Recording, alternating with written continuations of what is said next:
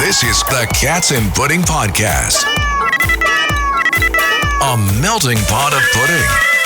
And now, here's Jen. Good afternoon, everybody, and welcome to this episode of Cats and Pudding. And I'm Jennifer DeLangio, and today I have a very special guest, Vanessa Gordon. She is the founder of East End Taste magazine, and she is a event coordinator. She's a mom. She's a businesswoman. She is all around a phenomenal woman, and I'm so happy to have you here today. Oh, thank you. Welcome to my show. Thank you so much for having me. I'm so excited to be here. I'm happy to have you here. So tell us a little bit about yourself and tell us about the magazine and your events. Sure. So starting with the magazine, so I founded it. It's so funny, as it was truly, as they say, a passion project, if you will. I have a background in teaching English as a second language and freelance writing, but I wanted something to call my own. I need you to teach me English as my first language. I have a very heavy Brooklyn accent. I get corrected a lot. Oh, of course. Yeah. No. Let's see. So all encompassing with my freelance writing background and teaching, and my daughter was born at the time. I wanted perhaps something to call my own that I had control over. I didn't grasp the concept of working for someone else very well. I mean, I actually do not have It's hard. I have my own business too. I hate it. I worked for other people and I work for myself. I much rather work for myself. Even though it's harder to work for yourself because people think that because you're the business owner, you work 3 times as hard as everybody else. And you're there from the beginning and you're there till after everybody else is gone. Right? That is you're there correct. and weekends and everything else. So you must work very hard. I don't take a day off. And how old's your daughter for you? So she's 10 now, and then I have a son who's 6 as well. So I started when she was quite young, but it was constant pitching, constant delving into a creative process that not necessarily those that you're pitching to could align with or agree with, and it was just you feel like you're doing so much, but with no return. Yeah. So I said, I want to start something where I would say, in a sense, the only person I can blame is myself if I'm not executing this the right way. So, but that's not why I started. I started because I love what I do. I love writing. I love, putting, things out there that I love and creating perhaps a space. Oh, well, I love food. So if it's about food, I mean, it's like, it is who the can't focus. not write about, that's like one of my favorite things in the world. Yeah. And it started off with more, food, sustainability practices and wine and, culture on the East End and all that fun stuff. But then I said, you can only write so much about the region that you live in. And it's, technically where I live it's a seasonal destination. So I expanded it in 2018 to include like destinations around the world that perhaps emulate like a Hamptons-like aesthetic, perhaps, areas of Ireland, southern Portugal, the Algarve, areas of, Greece, Croatia, even as far as, Bowen Island and, outside of Vancouver. Anyway, just different destinations that people perhaps may escape to or want to go to. Like you said, like a Hampton-y type of feel. Exactly, Hamptons-esque, exactly. And I discovered them very organically. I just was very keen on reaching out, putting myself out there as much as I could, but being smart about it too. For instance, if I'm not necessarily going to accept a trip that's more adventure focused and off the beaten path, that's not necessarily my niche, so to say. So when I got invited to do a 6-week opportunity to travel through Ireland and England in late 2019. I would get invited to do something like that. And it was, in a sense, self-care. It's beautiful there, right? It is. That's on my bucket list. Highly recommend. So I did that through Tourism Ireland and Visit Britain, and I curated the whole experiences. I would joke, I said, I did 17 afternoon teas in a 30-day period, which I could They not also do drink that tea now. in Ireland too. They do, yeah. They're into the afternoon tea experience. They're not as well known, but it started actually. I did my first trip to Ireland in September of 2019, and I loved it so much. I went back in November of that same year. How's the cuisine? It's surprisingly very good. It's funny how I'm no offense to anybody from Ireland or Irish, but it just doesn't. I mean, you don't hear about Irish cuisine, so I don't. I was pleasantly surprised with the seafood, quality of the seafood, and the bread, And honestly, the butter is the best I've ever I mean, had. Irish soda bread. If somebody makes it very well, it's probably the most delicious with some butter with the Irish butter on it. Yes. It's so delicious. Oh my god, That's the way. That's the way. That's the way to go. And yeah, that opened up a lot of new opportunities and such. And of course, 2020 hit and things. I decided to just stay at home, where I did a lot of gardening that year and did a lot of self-focus, if you will. But I then did a lot of drinking that year, I think. Which there was a lot of other people did. yeah, I did a lot of gardening. It was, and then we adopted another cat that year. So that's our Linda. And you have a couple of cats. I do. You I have just had a recent loss. I'm so sorry. Oh, I appreciate you meant noting that. Yes, no, but thank you for your condolences. Yes, that's Abby. We had her for many, many years, and she was the rock, so to say, of our. My husband and I. When we moved in together, we adopted a cat. I think less than a week later, and I'll never forget. It was Abby, who was this lone cat in an enclosure, so to say, because she would attack the other cats. She didn't like other cats. She ruled the roost basically too. She did. Yeah. She did. And then Linda, our other cat, Linda. So funny. I love that. No, I name my cats human names too. I have Paulie and Camilla. Like those are my cats. Yeah, it's the best. I'll never forget. I was on a Zoom call with someone it was with one of the people was named Linda, and all of a sudden Linda starts scratching on one of my upholstery, and I said, Linda, I'm so sick. Would you cut that? And she thinks she was talking to her. Correct. Yeah, and I had to literally pick up my cat. No, this is Linda. I think that's hysterical. I love that. I love naming animals human names. It's funny. It's good. It's a John. This is my cat John. This is my dog Paulie. Yeah, That's what we do. So, so tell me about I love the Hamptons. I have a house in the Hamptons, and my experience is that I like Hampton Bays much better than the other towns of the Hamptons. I feel like it's not as I don't want to say I guess I do want to say snooty, but I think it's up and come. I think it's also now up and coming now. Hampton Bees, where they're opening up a lot of Michelin style restaurants where a lot of Michelin chefs are coming, and the canoe lounge, and I love Cowfish, which is a great place. How do you feel about the areas in the Hamptons? I'm actually so glad you brought up Hampton Bays. Not only I have several friends who live in Hampton Bays, but also what's cool is that there's actually a big project. I'm not sure if it actually went through or not. Saw it very quickly. I guess they're planning to do a whole renovated concept in that hamlet.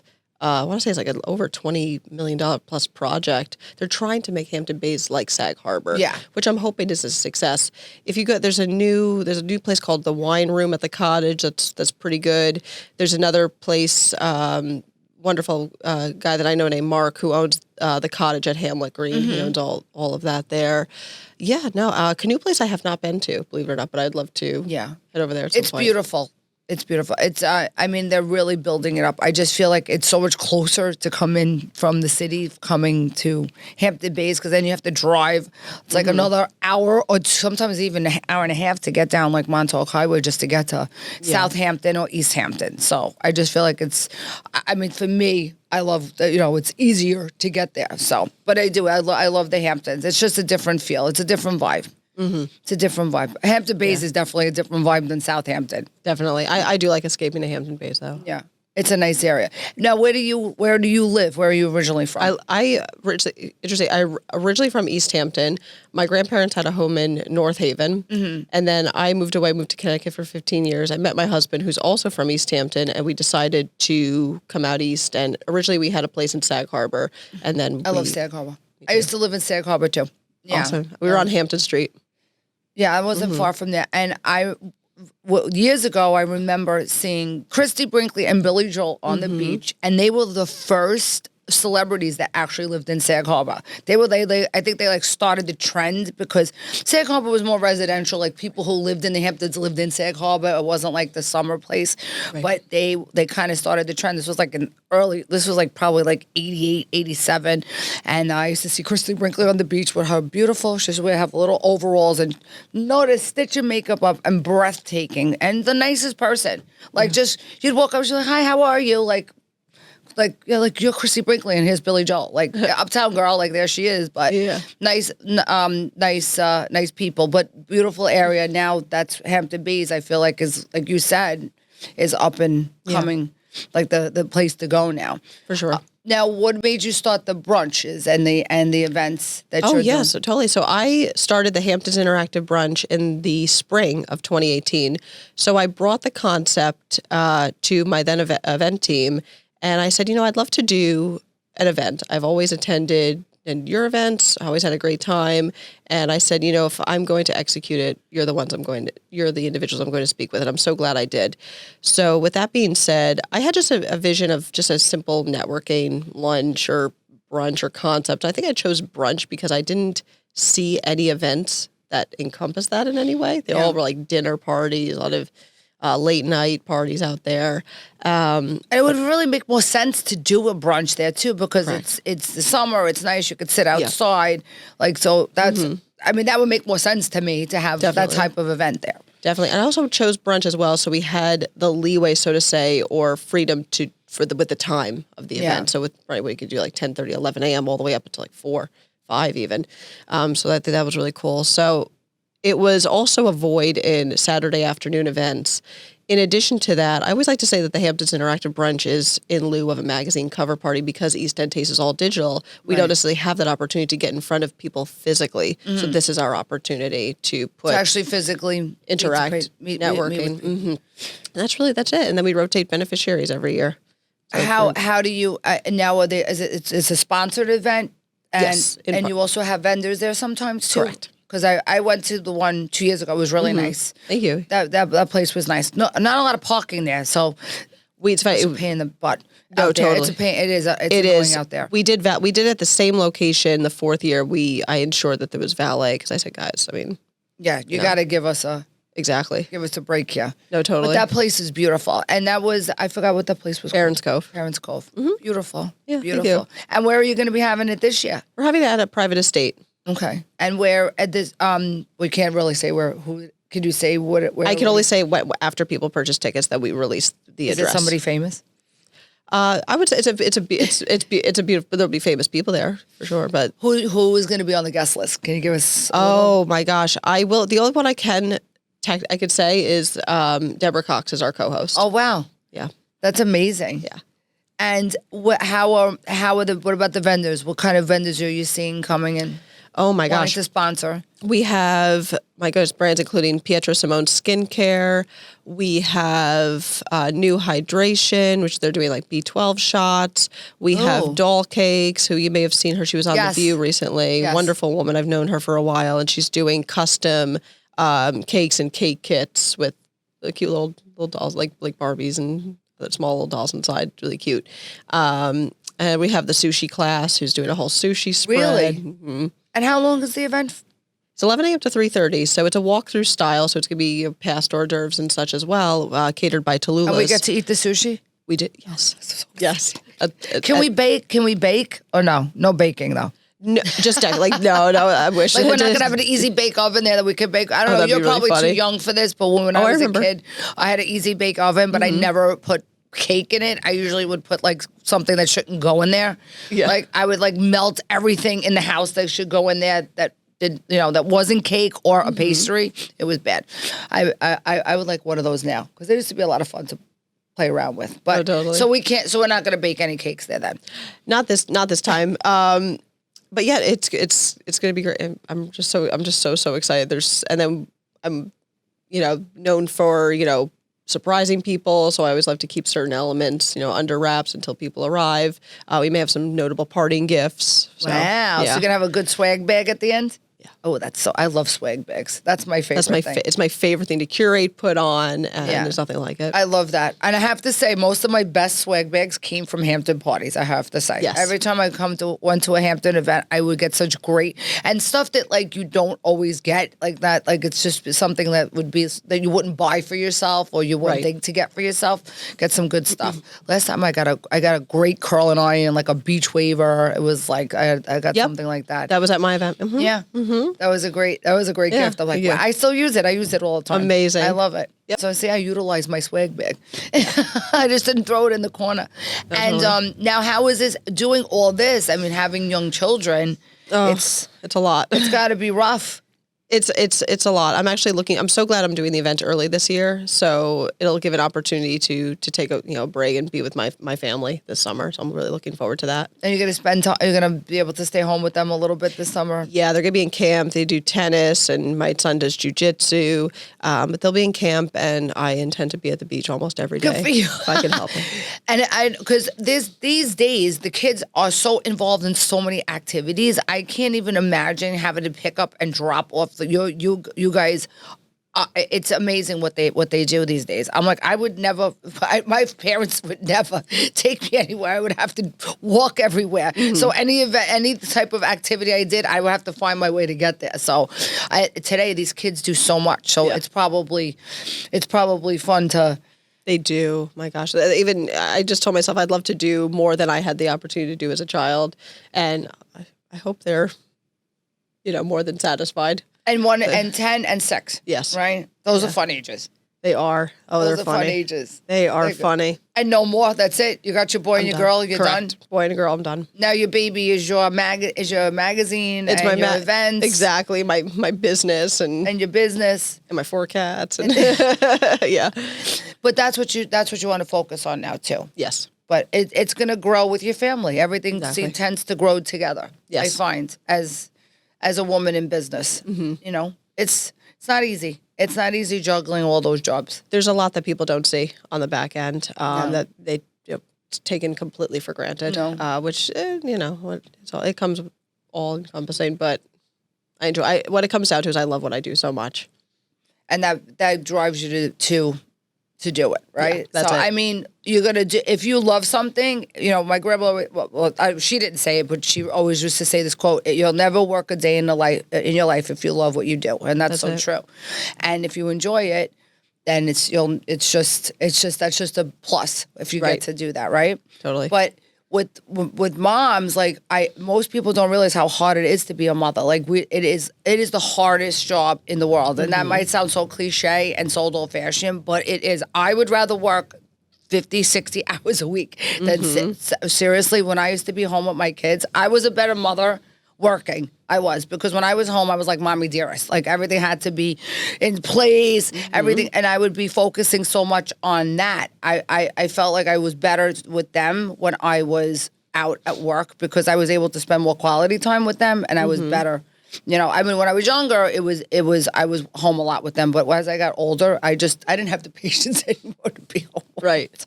Once they were in school, though, that was good, but.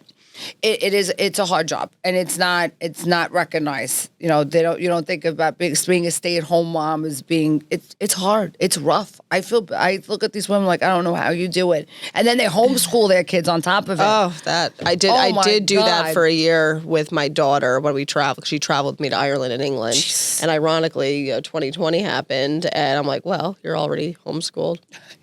Oh. I mean, I think it's great for them to have the option to do that. Yeah. I mean, I could see maybe doing it with a couple of parents, but not myself just doing it with the kids. That's what I did. It was hard. It was hard. It was hard. The only thing that supplemented it was just that opportunity for her to travel and, see different places she was learning, and we were doing, work and such as we were on the trains and airplanes and all that. So she got to not be in one environment. You got to be moving around with her. So that was good.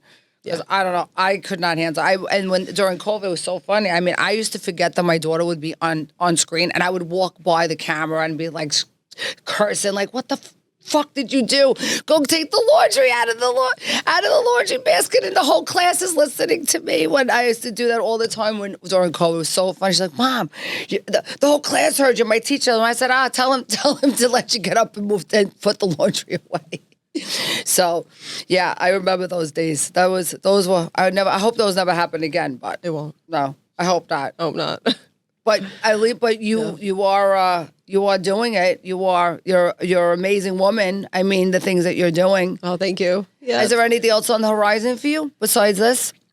Well, I started it's called the Hamptons Brunch Interview Series. So I'm interviewing, individuals, notable people over brunch, essentially. So we'll go to different restaurants. I might launch one of the episodes in the Hamptons, probably do 2 this summer, and then bring it back into New York City. And I'd ideally like to bring that around the world and then develop it into a larger project. So we'll see where it goes. I And would love to be invited to any one of those that you totally. do around the world, especially if you go to Ireland, because I'd love to go to Ireland. Awesome. I'd love to do that. And where is your next that you think is going to be the next place you're going to go For travel? for travel? I'm going to Curacao in a couple weeks. I decided, you know what? I'm going to take it. It was another press trip that was offered to me, and I said, I want to go. I'm going to go, even though it's like literally a week before my event. I said, it's not done. If it's not done now, No, it's not happening. You know, I said, oh, I'm out. You have to do it. You have to do. I mean, something like that. When you get an opportunity like that, you got to do it. Exactly. That's it. As far as larger, I'm going to be traveling with a friend of mine through Italy and Spain in October. Oh my God, I love. What part of Italy? We're going to be going to Tuscany again. We're going to be going to Florence. somewhere specific. Yes, actually, Florence. Did you ever go to Florence? Yes, Oh my several God. times. Yeah, That's and then probably one of my favorite cities in Italy. we'll go to the Dolomites, and then we're going to go over to Mallorca, Valencia, Madrid. So That's a great trip. yeah. Can I come? Can you stow me away in your suitcase? I love. Yeah, Italy's great. Well, you're gonna have a great time, and I'm so excited for your event and can we tell people when it is? Absolutely, yes, you may. Okay, so it's June 10th. Where? Oh, June 20th. Sorry, June 20th. Why did I say June 10th is my daughter's birthday. That's what I'm thinking. I'm so sorry. That's Ava's birthday. If anybody wants to give gifts, June 20th. Right. June 22nd. 22nd. I keep saying the wrong date. I apologize. It's Saturday, June 22nd, and then the rain date's the following day, Sunday, June 23rd. So that's so exciting. And I'm excited I'm going to be there. Now I know the date. It's June 22nd. And Yes. starts at what time? 11 a.m. 11 a.m. till 3:30. That's right. See, I remembered that. That's good. Well, it was so exciting to have you here today. And I'd Thank love you. to have you back here again, and we could talk about some more of your adventures and more Wonderful. of your endeavors. Totally. And you're so lovely. Oh, and again, thank you. I do send my condolences. I know you went through a lot yesterday, and I appreciate that you still made it here today. That's very professional of you. No, it's a pleasure, of course. I wouldn't miss it for the world. And let everybody know where they can find you on Instagram and social media. Sure, yeah. You can find me at Hamptons Interactive Brunch for the event. And then if you'd like to connect with me, I'm Vanessa P. Gordon on Instagram. Thank you so much, Vanessa, for coming on the show. Thank and you. everybody, please watch the whole show. You can find this on YouTube, Spotify, and Apple, not just the shorts, the whole show. And please, if anybody wants to fund me going to one of her events, you can also be one of my sponsors. Thank you, everybody, and have a great day. That was good. Yes. Yeah, do you want to? Can we do that too? Can we add that? Okay. All right, so I'm going to ask about the event again. Yes. Yes, I'll do that. I'll take care of it. Okay, so what should I say? Should I just go robe? Okay. Okay. So tell us about the event and where we could get tickets for the event. Sure, yeah. So the 5th annual Hamptons Interactive Brunch is taking place on Saturday, June 22nd at a private estate in Watermill. Once individuals purchase tickets, then the address will be revealed to them, or within a week of the date of the event. So again, Saturday, June 22nd, rain date Sunday, June 23rd, and people can buy tickets hamptonsbrunch.com/tickets, and then I created a special code Cats and Pudding for 15% off. It's like the unmasked singer. We're gonna unmask the where the event is. That's amazing. Exactly. So everybody, please check out her Instagram and your website too, to buy tickets. And please watch us again. Like I said, YouTube, Spotify, and Apple, and watch the full episode and click to subscribe to our channel. Everybody, have a great day. Cats and Pudding.